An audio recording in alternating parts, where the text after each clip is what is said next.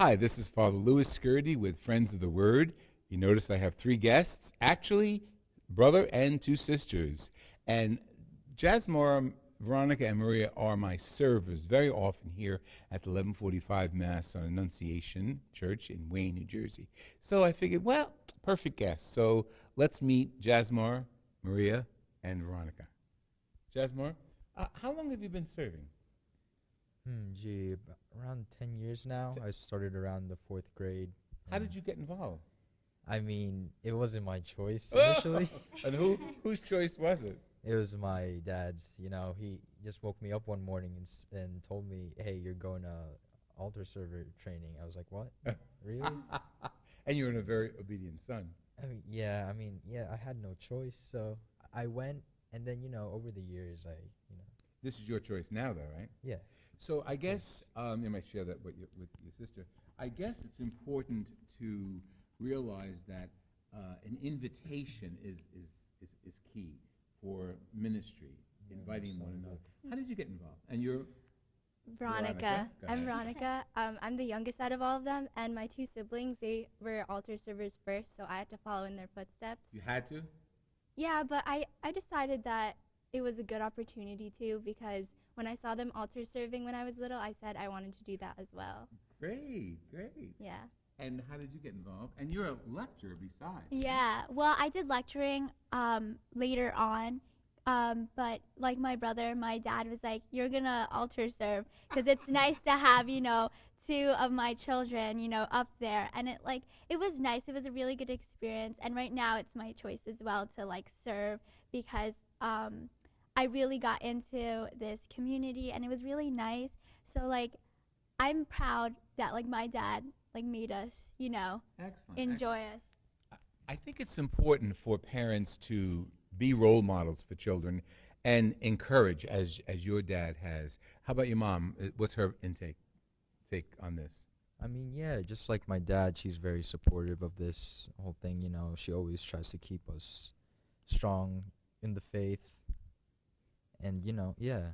Are there three of you? Any other kids? There's one more. Oh, and he or Yeah. she? Well, that's a funny story because usually they start altar server training in the fourth grade, Right. and they make you sign a piece of paper saying that you're gonna train and you're gonna do this and that. And my little brother, he's in the sixth grade right now, so it wasn't as if my dad he forced us, pulled us out of bed and said, "Hey, you're gonna go to altar server training whether you like it or not." But with my little brother, we tried with him, but my dad's kind of just lax. The fourth kid is a baby kid. He wants him always by his side. So you can see him when we're all up here, and my dad's just with my little brother. It's that's how it is. But yeah. That's great. How does, and I'll start with you when you have the mic.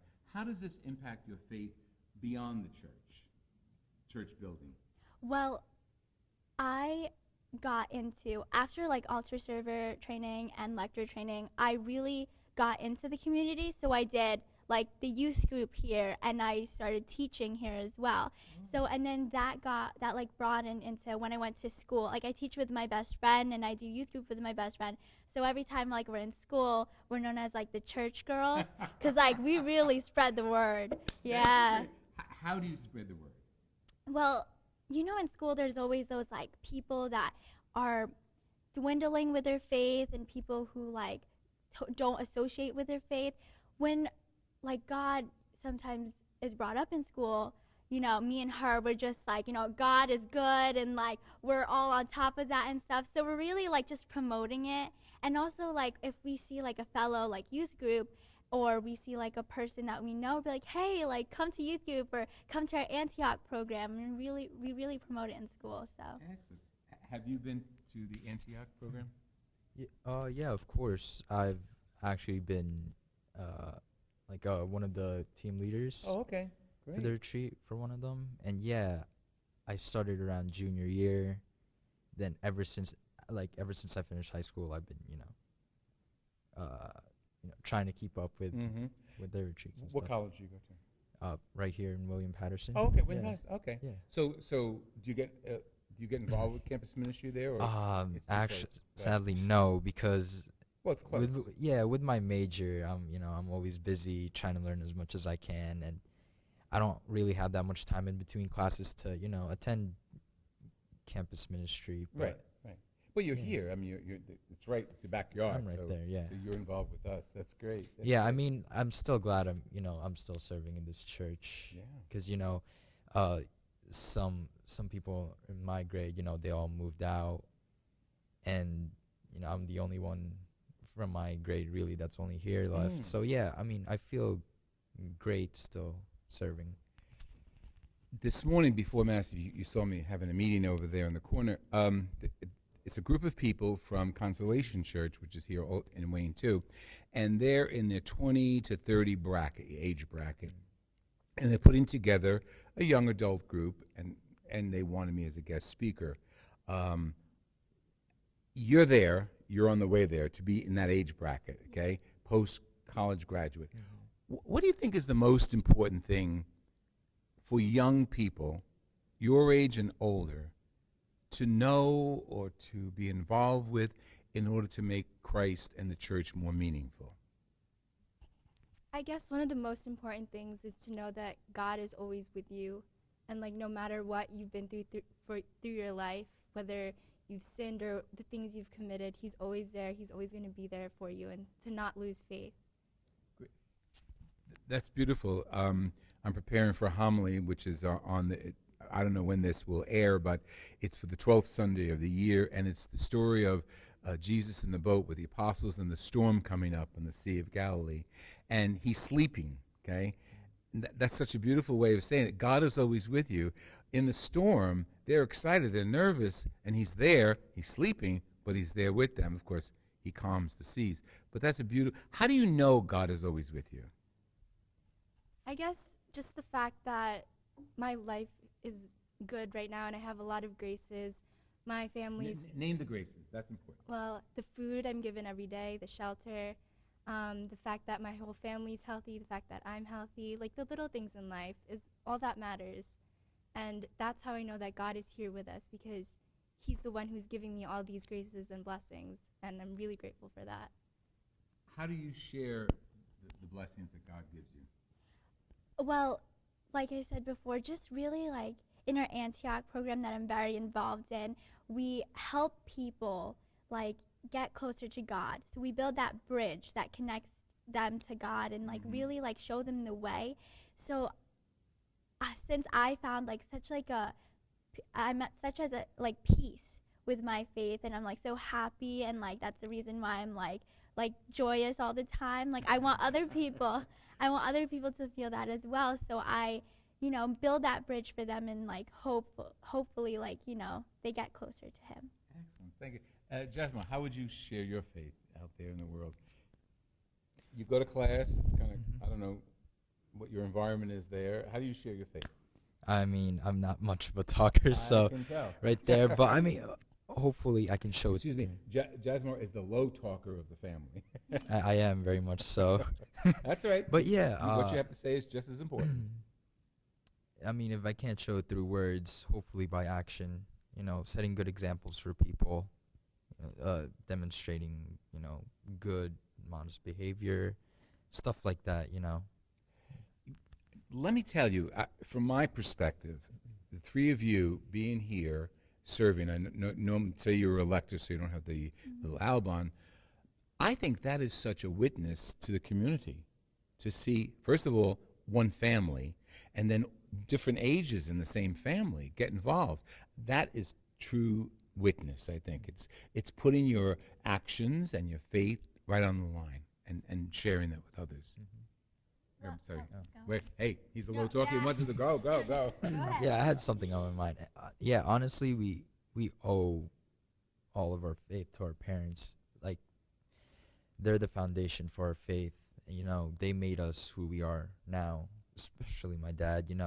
He's the only, he's the one mostly who's trying to, like, push us to go to church every Sunday, pray the rosary, pray the rosary every night, say little prayers before we head out to school in the morning, stuff like that. So yeah, I'm really grateful for them, Beautiful. That's for our great. strong faith. We grew up in this church, so like we didn't, not all of us had like our baptism, but we had like first communion, reconciliation. So like my brother said, we really owe it to our parents because they're the one who like from the beginning, you know, really like pushed us towards this faith and like made us realize that. So you could say like they're our bridge to God. Yeah, the role of the parents is so significant. And I think when parents sleep on their job, lay down on their job, the kids don't get it. They don't have that bridge. They don't have that availability to Christ. What do you think, Marie? Right. I agree with what my siblings are saying. My parents have always been like the foundation to like leading us towards God. They don't only teach us through words, but they also show us through example in our lives.